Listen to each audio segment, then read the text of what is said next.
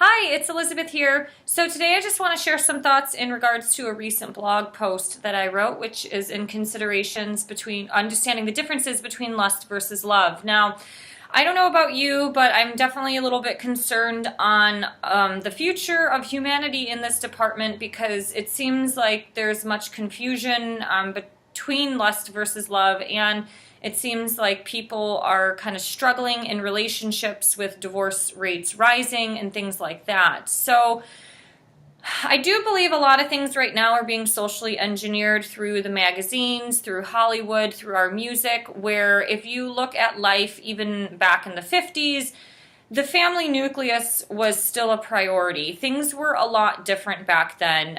It was not uncommon for boys and girls or young men and women to go to a dance hall or a church to kind of meet each other for a dance at a dance party, and then kind of let love and things organically blossom. And so I think the culture has definitely shifted and changed, but also, I mean, with the birth of the internet and online dating, that, you are one swipe away from the next date or your next hookup. And I think there's a lot of confusion, especially I'm noticing this with more spiritual women who are craving something a little bit deeper from men, and there are some men who are just a little bit more driven by lust.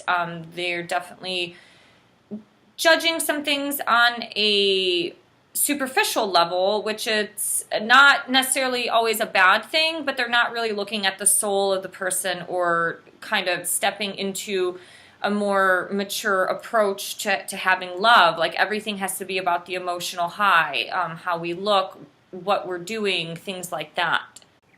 So I go more in depth with some details in the blog post, but lust is something that is driven through that instant gratification. It's like you see a really handsome man or a really beautiful woman and you have to have it. A lot of people who are lust driven are also a little bit weak in the flesh. It's where sex and the endorphins and the emotional high is the priority, and other things lack balance. So it's like the deeper communication that doesn't really mean too much to them as much as like a steamy night in the sack. Now, love is definitely something that is driven more obviously from the heart, but it also balances the head and the heart, and it also respects the process. A lot of love is like the growth and birth of a flower. So you have to plant the seed and allow the seed to germinate and start growing its roots before it blossoms out of the soil and eventually grows, stems, a bud, and it flowers. And so that is something that is very symbolic to what love is. Now, it depends on your perceptions of love and sex. So obviously you could have a very liberal perception or a very conservative perception, or something in between, a little bit modest.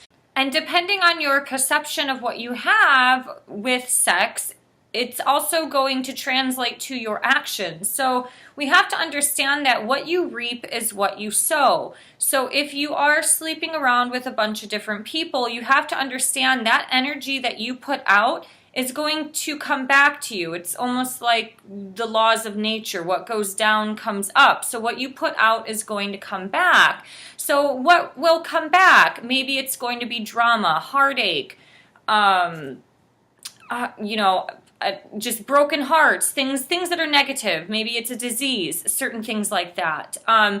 A lot of times when we're very lust driven, we go into those moments of weakness where we just become very selfish, and like we just want this. We want this high. This high is going to fulfill us internally. So it's that external animal instinct is going to drive and fulfill the soul. But really it doesn't work like that. It's almost the opposite. You have to fill yourself with self-love first and then try to communicate love to another human being.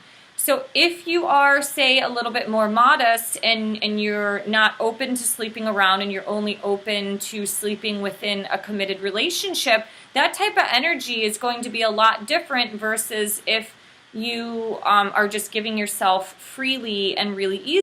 So a lot of my point with what you reap is what you sow is what you put out is what is going to be reflected back. So for example, someone who is a little more modest sexually, because they're only choosing to share that deep level of intimacy with a specific person, you know that person is open to waiting for you or open to having sex when it's the right time. It's coming from a little bit of a higher, more altruistic perspective. The one thing we can look at lust versus love, if you look at it from more of like a higher spiritual perspective or maybe from a Christian perspective, love is a union between two individuals, and that's a very godly love. You can think about that in marriage. It's a union of two people becoming one. It's like the yoke. What we say in yoga. Yoga is yoke. It's the union of the mind, body, and spirit. And so that's kind of similar to what, something like marriage is. Now, if you're looking at lust, lust is definitely driven through imagination and fantasy. A lot of it is what we dream about. It's like, oh my God, I just want to have sex with somebody under a waterfall, while the sun is shining down on us. It's all these imaginative, idealistic perceptions that doesn't necessarily reflect what reality is.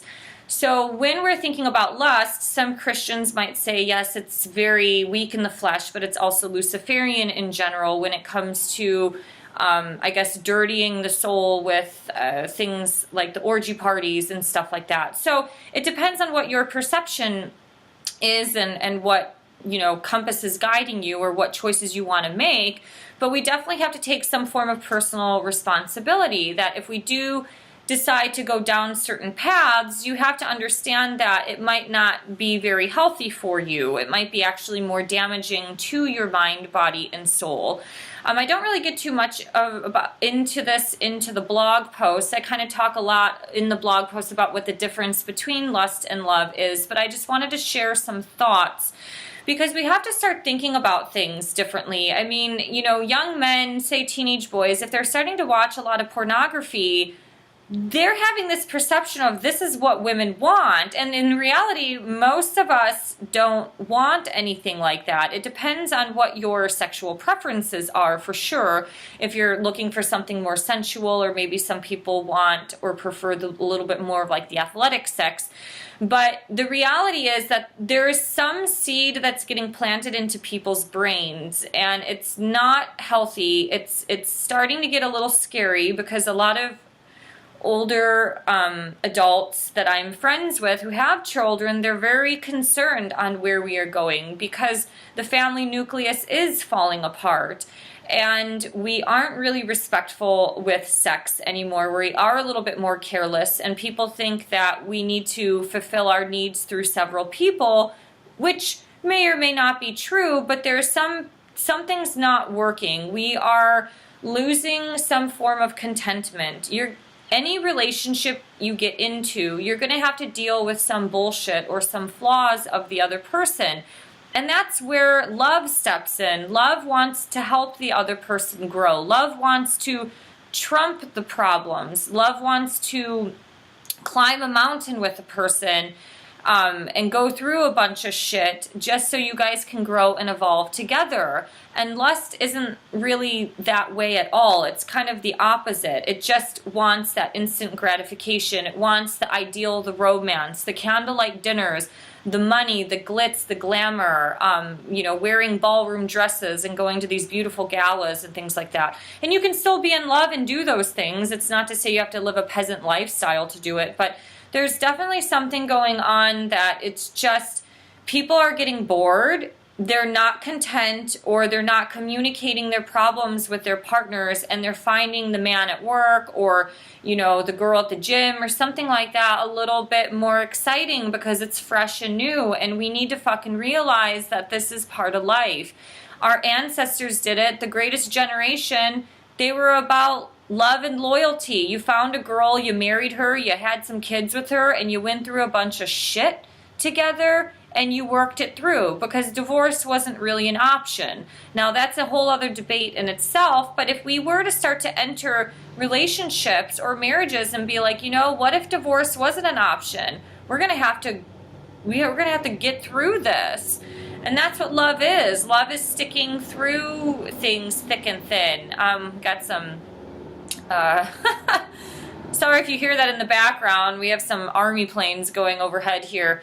But anyways, I just wanted to share some thoughts on this because it is kind of it's becoming a cultural problem, and the internet is getting a little scary. So anyways, if you'd like to leave some comments on your thoughts, feel free to write below. You can also read the blog link I just wrote below as well. And please subscribe, and I'll talk to you soon. Bye.